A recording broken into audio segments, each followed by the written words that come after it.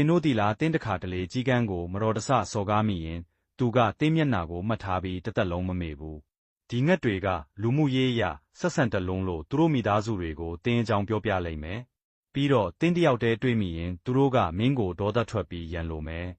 လိုအပ်ရင်သူတို့အုပ်စုလိုက်တင်းကိုတိုက်ခိုက်လိုက်မယ်ဒါကြောင့်ကြီးကန်းကိုဘယ်တော့မှမနှောင့်ယှက်နဲ့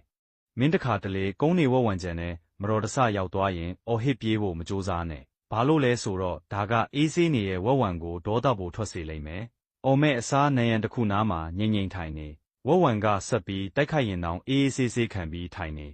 နောက်ပြီးမူဆိုးတွေကူညီလာတဲ့အထိစောင့်နေ